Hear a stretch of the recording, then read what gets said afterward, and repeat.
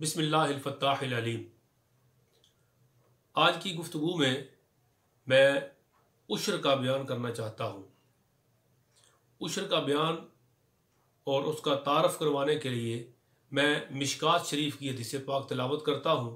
हुज़ूर सल्लल्लाहु तआला अलैहि वसल्लम ने फरमाया, लिकुल्लि शैइन ज़कातुन व ज़कातुल जासादिस सौम। हर शय की ज़कात है और जिस्म की ज़कात रोज़ा है। ये आप उश्र को समझने के लिए इस बात को समझें। जिस्म की ज़कात रोज़ा है। नंबर 2, सोने चांदी माल और दौलत की ज़कात उसे ज़कात कहते हैं, 2.5%। नंबर 3, मवेशियों की जानवरों की ज़कात उसे साइमा की ज़कात कहते हैं। नंबर 4, अफराद की ज़कात वो सदका फ़ितर है, उसे फ़ितराना कहते हैं। घर के अंदर जितने लोग मौजूद हैं, उन्होंने रोज़ा रखा या नहीं रखा, वो बच्चे हैं या बड़े हैं, मर्द हैं या औरतें हैं, गरीब हैं या अमीर हैं, वो अफराद की ज़कात है जिसे सदका फ़ितर कहते हैं। और नंबर 5, ज़र्री ज़मीन की पैदावार पर अल्लाह रब्बुल इज़्ज़त ने जो ज़कात मुकर्रर की है उसे उश्र कहते हैं। तो मेरे आका अलैहिस्सलातु वस्सलाम ने फरमाया, लिकुल्लि शैइन ज़कातुन, हर शय पर ज़कात है। जिस्म पर ज़कात है रोज़ा, सोने चांदी पर ज़कात है, मवेशियों की ज़कात है साइमा, अफराद की ज़कात है फ़तराना, और ज़र्री ज़मीन की ज़कात है जिसे उश्र कहते हैं। उश्र अल्लाह के कुरान ने भी वाजिब फरमाया और मुस्तफ़ा पाक सल्लल्लाहु तआला अलैहि वसल्लम के फरमाने ज़ीशान ने भी वाजिब फरमाया। कुरान करीम 8वां पारा सूरतुल अनआम आयत नंबर 141, अल्लाह रब्बुल इज़्ज़त ने इरशाद फरमाया, अऊज़ु बिल्लाहि मिनश शैतानिर रजीम व आतू हक़्क़हु यौम हसादी। खेती कटने के दिन, कटाई के दिन ही उसका हक अदा करो। जिस दिन कटाई करो, खेती तैयार हो जाए, फसल तैयार हो जाए और कटाई का दिन आ जाए, तो जब कटाई कर लो तो उसी दिन उसका हक अदा करो। उसका हक क्या है?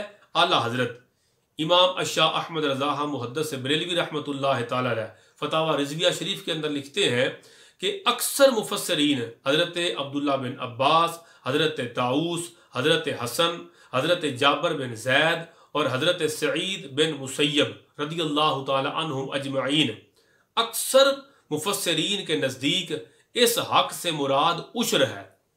जो फरमाया गया ना कि खेती कटने के दिन उसका हक अदा करो, जिस दिन कटाई करो उसी दिन हक अदा कर दो। वो हक क्या है? वो उश्र है। ये अल्लाह के कुरान ने वाजिब फरमाया।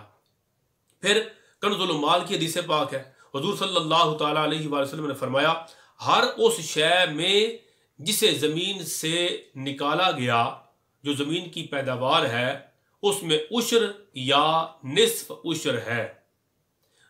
मुस्लिम शरीफ की हदीस पाक में हुज़ूर सल्लल्लाहु अलैहि वसल्लम ने फरमाया, जिस ज़मीन को दरिया और बारिश के पानी से सराब किया गया उसमें उश्र है 10वां हिस्सा 10%, और जो ज़मीनें ऊंट के ज़रिए सराब की गईं, यानी उन पर खर्च किया गया, पीटर के ज़रिए, आज के दौर में ट्यूबवेल के ज़रिए उस पर खर्च किया, मेहनत की गई, तो वहाँ निस्फ उश्र वाजिब है 5%। अल्लाह के महबूब अलैहिस्सलाम ने भी उश्र को वाजिब किया, अल्लाह के कुरान ने भी उश्र को वाजिब किया। अब ये ज़मीन की पैदावार पर उश्र अदा करना वाजिब है। इसके हवाले से 10 मसाइल अर्ज़ करता हूँ, आप उनको समझ लें तो इंशाअल्लाह ताला इसके हवाले से ज़रूरी सारी तफसीलात आपको समझ आ जाएंगी। पहली बात, उश्र वाजिब होने के लिए गल्ला, फल और सब्जियों की कम अज़ कम कोई मिकदार मुकर्रर नहीं। जैसे ज़कात है ना, 7.5 तोले सोना हो, 52 तोले चांदी हो या उसकी कीमत हो, तो फिर ज़कात वाजिब होती है। लेकिन यहाँ ऐसा नहीं, यहाँ कोई कम अज़ कम की मिकदार मुकर्रर नहीं, बल्कि जितना भी गल्ला है पैदावार, जितना भी फल है, जितनी भी सब्जियां हैं, उनका उश्र या निस्फ उश्र अदा करना वाजिब है। दूसरी बात, उश्र चूंकि जमीन की पैदावार पर है, लिहाजा जो इस पैदावार का मालिक होगा वो उश्र अदा करेगा। जमीन की पैदावार पर है, अब वो मालिक चाहे पागल हो तो फसल तो आ गई, उसका उश्र अदा किया जाएगा। मालिक खा नाबालिग हो, जब पैदावार आ गई तो उश्र अदा करना वाजिब है। और खा वो शरई फकीर हो, यानी बज़ाहिर उसके पास पैसे भी ना हो, तब भी जो पैदावार हासिल की है उसका उश्र अदा करना उस पर वाजिब है। तीसरा मसला, ज़कात के बरखिलाफ उश्र मकरूज पर भी वाजिब होता है। यानी ज़कात का मसला यह है, बंदे पर अगर कर्ज हो तो फिर उस पर ज़कात वाजिब नहीं होती, मगर यहां मसला उश्र का यह है कि बंदे पर कर्ज भी हो तब भी उस पर उश्र अदा करना वाजिब होगा, इसलिए कि जो उश्र है वो जमीन की पैदावार पर है। नंबर 4, उश्र वाजिब होने के लिए साल गुजरना भी शर्त नहीं। साल में 2 फसलें ले तो 2 मरतबा उश्र अदा करना वाजिब होगा। जमीन से अल्लाह ने जो जमीन अता फरमाई उससे 2 मरतबा अगर फसल लेंगे तो दोनों मरतबा पैदावार पर उश्र अदा करना वाजिब होगा। नंबर 5, जो खेत बारिश से, नहर से, नाले के पानी से मुफ्त सराब किया जाए तो वहां उश्र 10वां हिस्सा वाजिब होगा, 10% वहां उश्र अदा किया जाएगा। और जो खेत ट्यूबवेल से, पीटर से और कीमतन खरीद के उस खेत को पानी लगाया गया और सराब किया गया तो वहां से जो पैदावार आएगी वहां निस्फ उश्र वाजिब होगा, 5% वहां जो जमीन की पैदावार की ज़कात है वो अदा की जाएगी। तो इसे कहते हैं निस्फ उश्र। अगर मुफ्त पानी लगाया तो 10% और अगर खर्चा किया तो 5% उश्र अदा किया जाएगा। नंबर 7, ठेके पर दी जाने वाली जमीन की पैदावार पर उश्र काश्तकार अदा करेगा। ठेका देते हैं ना जमीन पर, आप अहबाब यकीनन काश्तकार दोस्त जानते हैं, ठेके में जमीन दे तो जो जमीन का मालिक है उसको पैसे देते हैं, साल के साल या महीने के महीने या 6 महीने के बाद वहां पैसे दिए जाते हैं और पैदावार सारी वो ठेकेदार और काश्तकार खुद रखता है। तो पूछा जाएगा कि फिर उसका उश्र कौन अदा करे? भाई उसका उश्र वो अदा करेगा जो पैदावार का मालिक है। वो महीने बाद पैदावार हासिल करे, 3 महीने बाद पैदावार हासिल करे, 6 महीने बाद पैदावार हासिल करे, ठेका तो साल बाद देना है। तो जितनी मरतबा वो पैदावार हासिल करेगा तो पैदावार का मालिक ठेकेदार है, काश्तकार है, वो उसका उश्र अदा करने का पाबंद है। यानी जिधर पैदावार जाएगी उधर ही उश्र जाएगा, वही बंदा उश्र अदा करेगा। 8वीं बात, अगर जमीन का मालिक खुद खेती बाड़ी नहीं करता, उसने मज़ारे रखे हुए हैं और उसके साथ उसने मुकर्रर किया हुआ है कि 3 हिस्से तुम लो, 1 हिस्सा मैं लूंगा, या मेरी जमीन है तुम मज़ारे काम पे रखे हुए हैं, आधे आधे कर लेंगे। तो अब पूछा जाएगा कि अब कौन उसका उश्र अदा करेगा? तो अब जितना हिस्सा जमीन का मालिक पैदावार रखेगा उस हिस्से का उश्र मालिक अदा करेगा, और जितना हिस्सा काश्तकार और मुजारे रखेंगे जमीन के पैदावार के उस हिस्से का उश्र वो काश्तकार और मुजारे अदा करेंगे। उसूल वही होगा, जिधर पैदावार जाएगी, जितनी पैदावार जिधर जाएगी उतना उश्र उस पैदावार का वो मालिक अदा करेगा।